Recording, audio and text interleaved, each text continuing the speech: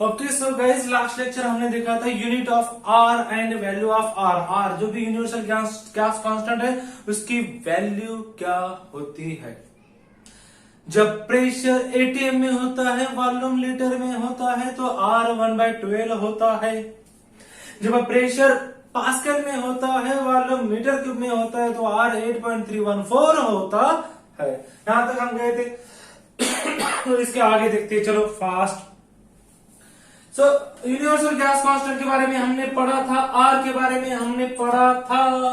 अब जाते हैं थोड़ा सा आगे, चैप्टर को थोड़ा सा प्रोसीड करते हैं। ओके सो देखो, अब ग्राफ पे डिस्कस करते हैं। देखो 3 और 4 टाइप के ग्राफ आपको पढ़ने हैं। केमिस्ट्री में सिर्फ 4 टाइप के ग्राफ होते, बहुत ही आसान से होते हैं।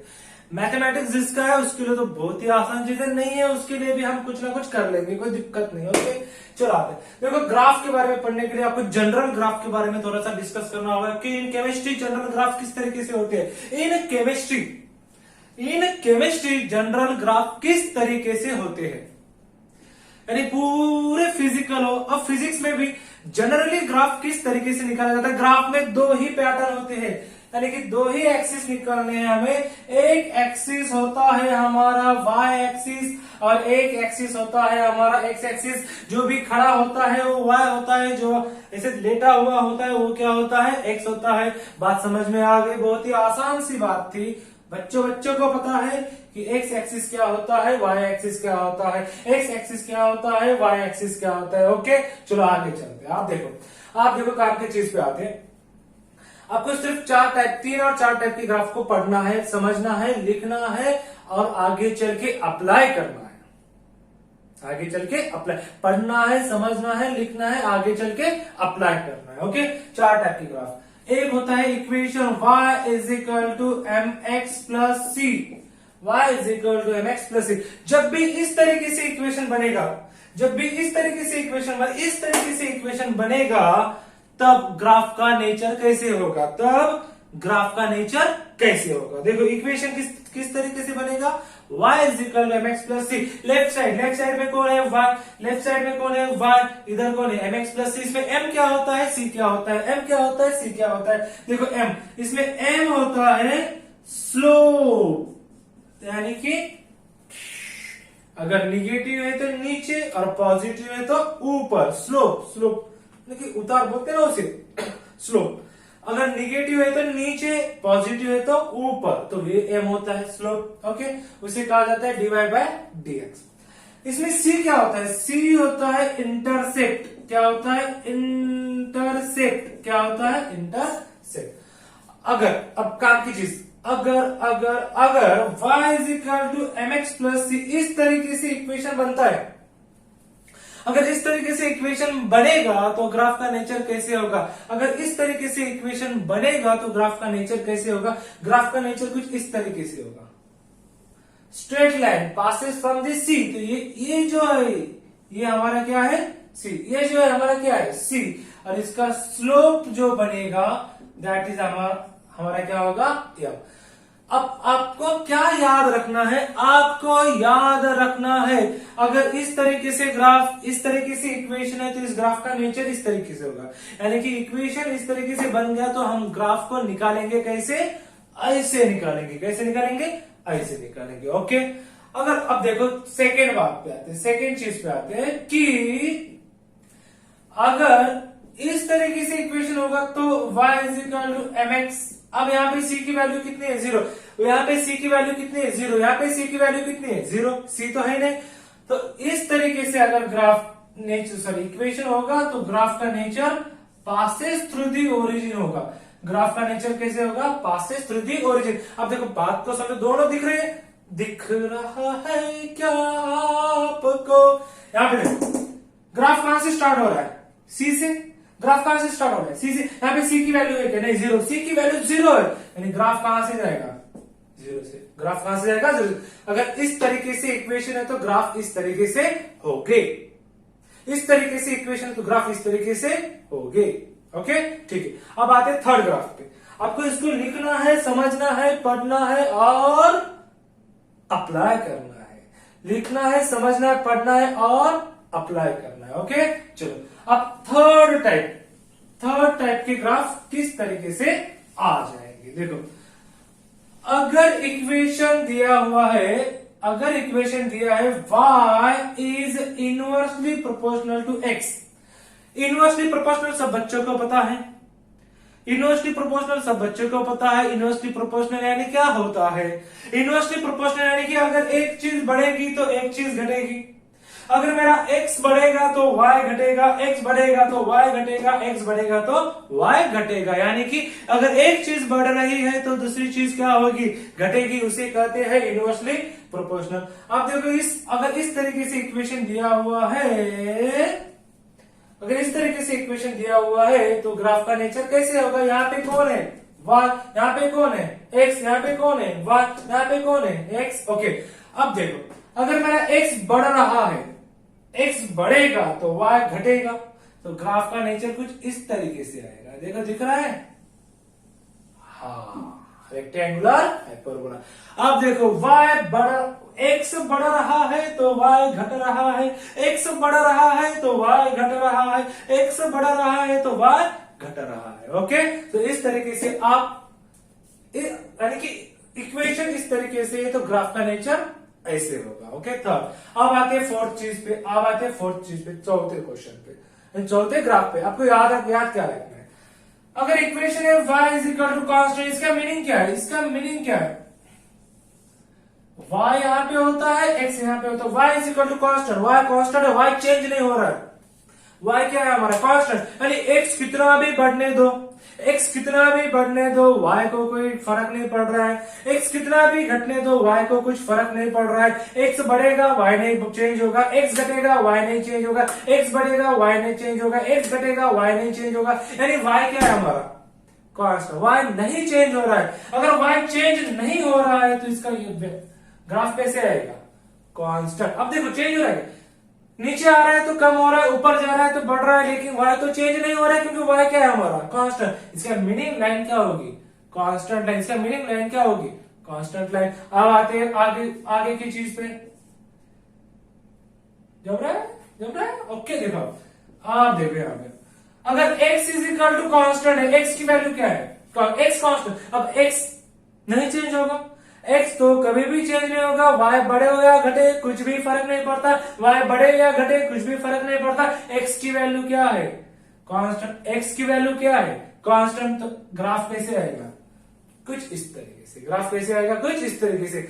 दो ग्राफ तो पहले मैंने यहां से रफ कर दे, तीन ग्राफ यहाँ पे डिस्कस करते हैं। y is inversely proportional to x। अगर x बढ़ेगा तो y घटेगा, इस तरीके से। y is constant line, x is constant, vertical line y is constant, horizontal line x is constant, vertical line. तो इस तरीके से आप पूरे 5 ग्राफ को आपको याद रखना है। अब आते हैं, ये तो पढ़ लिया, लिख लिया, समझ लिया। अब आते हैं एप्लीकेशन पे। ओके, चलो स्टार्ट करते हैं एप्लीकेशन, यानी कि graphical representation of a laws. लिख लो, जल्दी से लिख लो, graphical representation of a laws.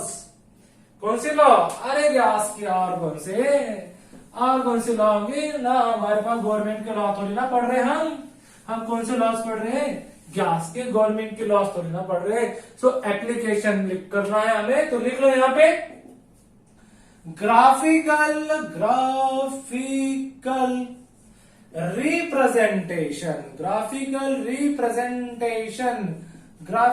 Representation of laws.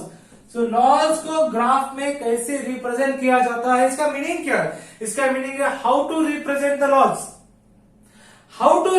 Laws in a graph. तो ग्राफ में लॉ को किस तरीके से दिखाओगे? ओके, चलो, कौन से ग्राफ पढ़े हमने? पढ़ तो लिया, लिख तो लिया, आप समझ भी लिया। आप क्या करना है? हमें उसे अप्लाई करना है। कौन से ग्राफ है? आप वीडियो को पॉज करके वहां पे फिर से एक बार समझ लो। ओके, अब देखो इसको अप्लाई कैसे करना है। चलो, मैं एक बॉयल्स लॉ पे अप्लाई करके बताता हूं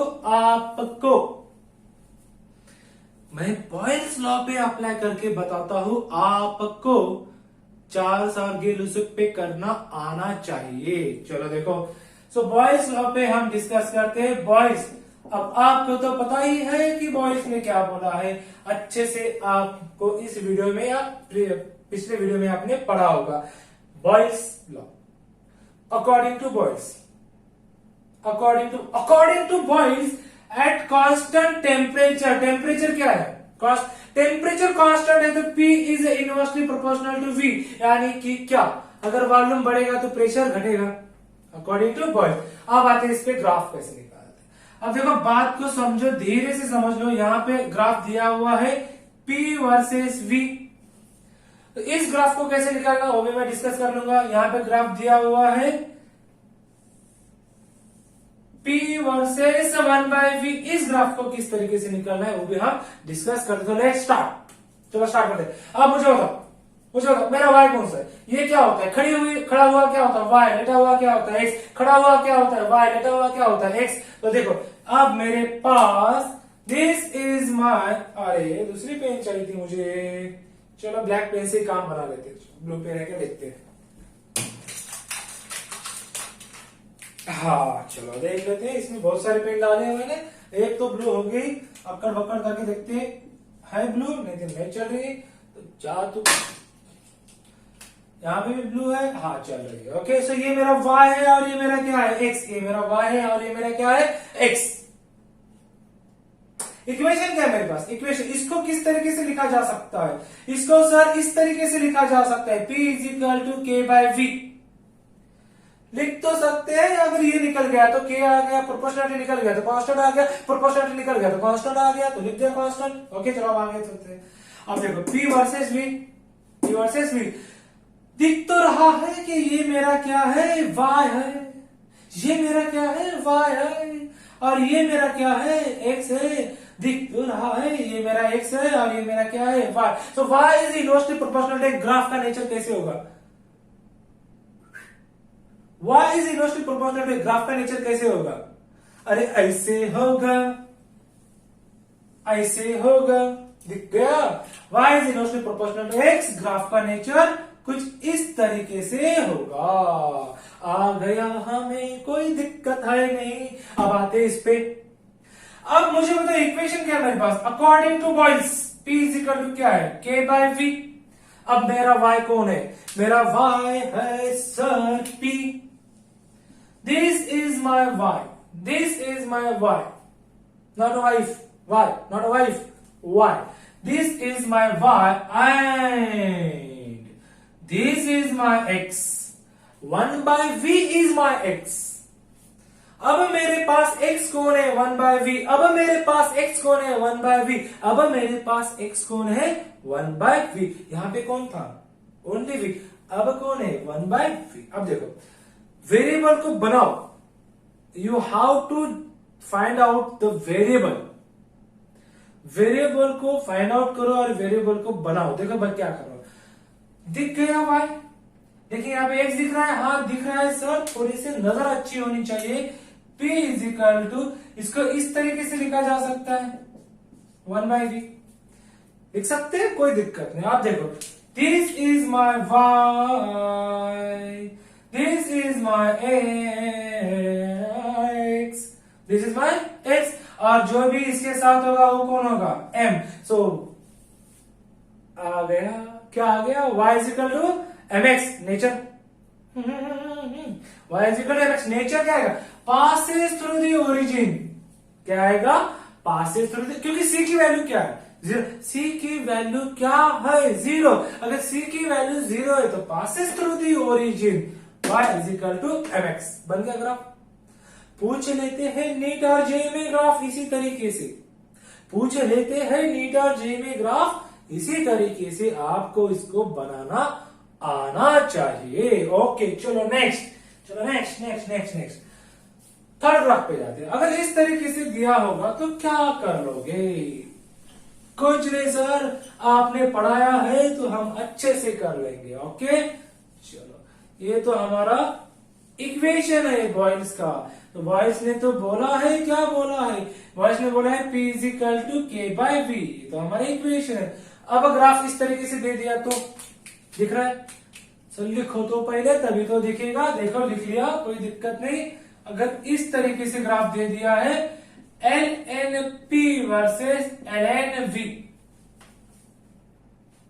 LNP वर्सेस LNV। LN यानी कि नथिंग बट द लॉगरिथमिक होता है, उसका बेस क्या होता है, E होता है। आपको आप लोगों को तो पता ही होगा, नहीं पता है तो याद रखो। LN is nothing but the log, but log का बेस 10 होता है, LN का बेस E होता है। ओके चलो, LNP वर्सेस LNV। अब बताओ इसमें y कौन है हमारा और x कौन है। इसमें y है मेरा LNP, इसमें x है मेरा LNV, इसमें y है मेरा LNP, x है मेरा LNV, y है मेरा LNP, x है मेरा LNV। अब मुझे y भी चाहिए और x भी चाहिए। अब इक्वेशन क्या है मेरे पास, इक्वेशन है P is equal to K by V। यहां पे दिख रहा है y, दिख रहा है x, नहीं, y है LNP, x है LNV, लेकिन आंखें अच्छी होनी चाहिए। मुझे LN नहीं दिख रहा है, मुझे P दिख रहा है, तो बनाओ उसे LN में कन्वर्ट करो, उसे बनाओ। आपको y को फाइंड आउट करना है, जनरेट करना है, बनाना है, कुछ भी करो, लेकिन y को बनाओ। अब कैसे बनाओगे, यहां पे तो P है, मुझे LN से उसे यानी LN अप्लाई करना पड़ेगा। तो मैं कैसे बनाऊं, देखो यहां ध्यान से देखो, apply APPLY apply LN on both sides, apply LN on both side, दोनों तरफ LN अप्लाई कर दो। अप्लाई LN जैसे होता है ना, क्या होता है, कुछ नहीं होता, चलो ये कर लेते हैं। Okay, apply LN on both side. यहां पे क्या बनेगा, इसको इधर लिख देता हूं, तो LNP और यहां पे आएगा LN K by V। Apply कर दिया, अप्लाई तो कर दिया, लेकिन दिक्कत क्या है, ये तो y बन गया, this is my y is what LNP, x is what LNV, y is what LNP, x is what LNV। तो y तो दिख गया, अब x की बारी है। देखो, सो LNP को मैं ऐसे लिख देता हूं, LNP log a by b क्या होता है, लॉग उसको बारे में हम डिस्कस कर लेंगे, लेकिन आपको पता तो होगा लॉग a बाय b क्या होता है। लॉग a बाय b होता है log a minus log b, ऐसे होता है। Log a minus log b इस तरीके से होता है।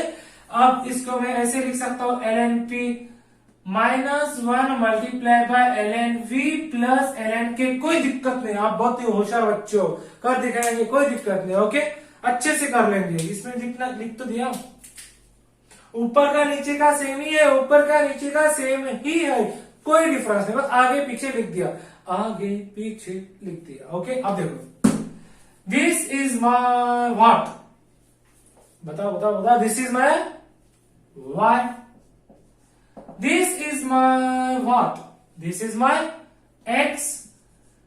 इसके साथ, एक्स के साथ में कौन होता है, आपके साथ में हर समय कौन होता है, आपके साथ में आपकी तन्हाई होती है ना, क्या बोलते हैं उसे, तुझे भुला ना पाएंगे हम इस जन्म में, तू याद आएगी हमें हर जन्म में, ऐसे कुछ ना होता ना, तन्हाई, कोई छोड़ के गए बात, कोई छोड़ के गया, कोई छोड़ के गई, तो तन्हाई हमारे साथ होती है। वैसे एक्स के साथ कौन होता है, एम, तो ये क्या हो गया, एम, जो भी बचेगा वो क्या होगा, C. So y is equal to mx plus C, आ गया y is equal to mx plus C. लेकिन थोड़ी सी दिक्कत है, थोड़ा सा प्रॉब्लम है। प्रॉब्लम यह है कि m की वैल्यू निगेटिव है, दिख गया, m की वैल्यू -1 है, m की वैल्यू निगेटिव है। अगर निगेटिव है तो ग्राफ नीचे आता है, पॉजिटिव है तो ग्राफ ऊपर जाता है। निगेटिव है तो ग्राफ नीचे आता है, पॉजिटिव है तो ग्राफ ऊपर जाता है। अब यहां पे m की वैल्यू निगेटिव है, अब यहां पे m की वैल्यू निगेटिव है तो ग्राफ नीचे आएगा, तो ग्राफ इस तरीके से होगा। और जो भी ये जो पार्ट होगा, दिस इज कॉल्ड एज सी, और सी की वैल्यू क्या है हमारे पास, ln के, और स्लोप यानी कि हमारा m की वैल्यू क्या है मेरे पास, -1। Like that you are to find out the graph. कोई ज्यादा डिफिकल्ट नहीं, वीडियो को रिवाइंड करके देख लो, फिर से देख लो, बार बार देख लो, ट्राई करो, कुछ भी कर लो, समझ लो, लेकिन याद रखना है कि आपको एक ग्राफ आने चाहिए, बनाने आने चाहिए। सो वाई और एक्स को आपको फाइंड आउट करना आना चाहिए। Okay, copy that fast. चलो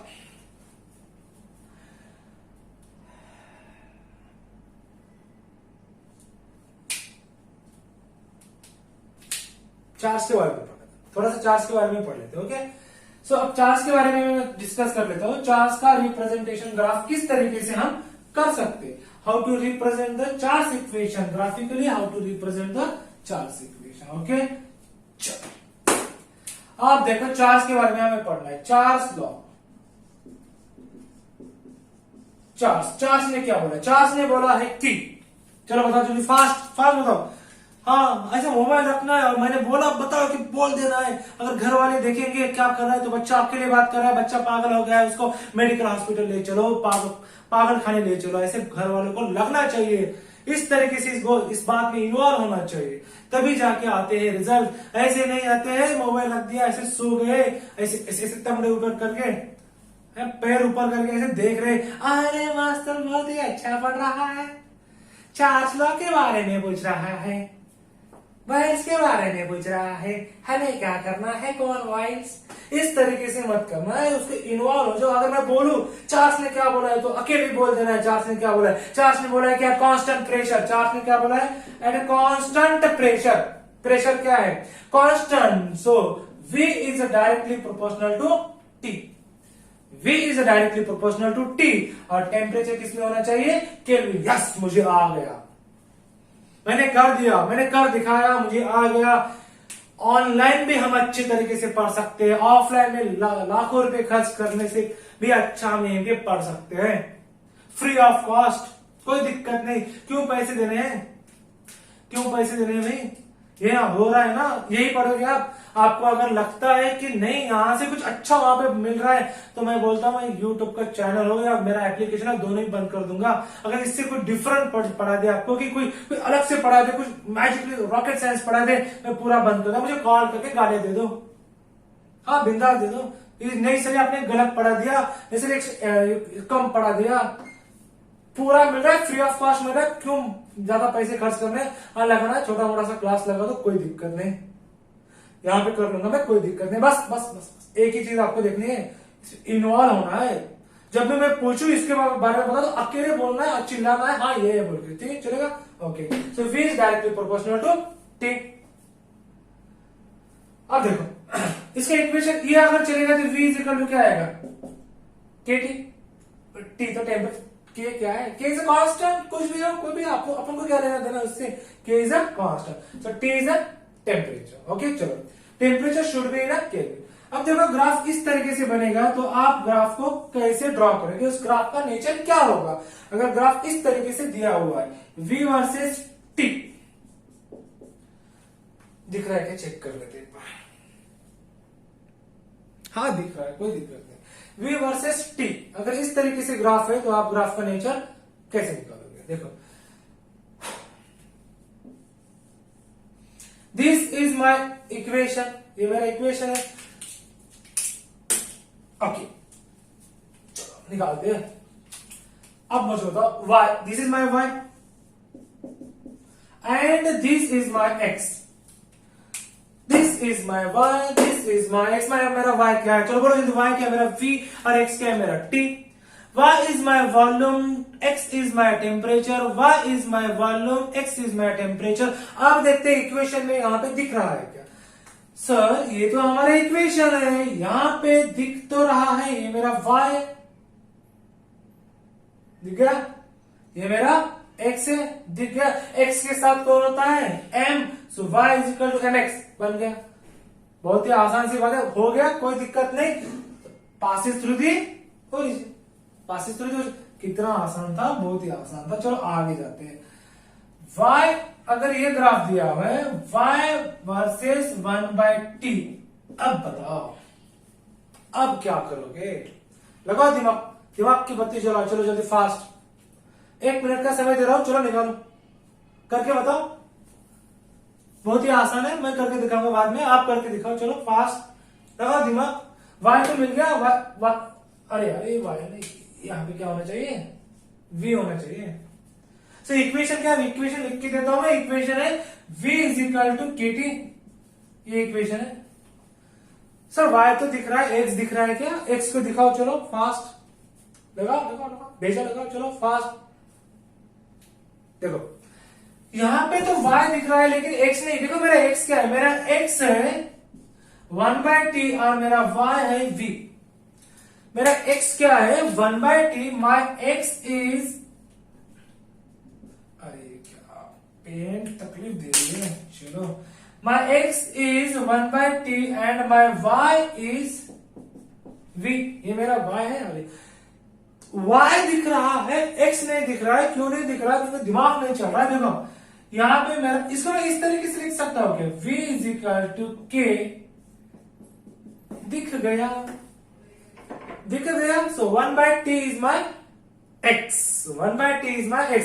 तो अब आते हैं ग्राफ। देखो this is my y, this is my x। So y is inversely proportional to x, y is inversely proportional to. Graph का नेचर कैसा, बहुत ही आसान है। ग्राफ का नेचर इस तरीके से होगा, y is inversely proportional to x. Okay, copy that fast. Okay, so हमने देख लिया था, चार्ल्स लॉ के बारे में पढ़ लिया है। ओके, किस तरीके से ग्राफ निकालते हैं, और एक ग्राफ के बारे में हम डिस्कस कर लेते हैं।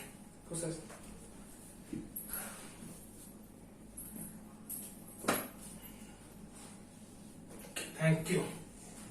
सो थर्ड ग्राफ आपको निकालना है। चलो देखते हैं आप निकाल पाते हो या नहीं। कोई दिक्कत नहीं निकाला तो मैं निकाल लूंगा, यही तो मेरा काम है। देखो सर थर्ड ग्राफ अगर इस तरीके से दिया है, यहीं पे निकाल लेते हैं। थोड़ा सा यहाँ पे निकालेंगे तो दिखने भी, इसके तो परेशान कर दिया पेन लोगों ने। आप देखो अगर इस तरीके से दिया है v versus t degree Celsius, आप देखो आप किस तरीके से आप इसको निकाल सकते हो। Okay, so v versus t degree.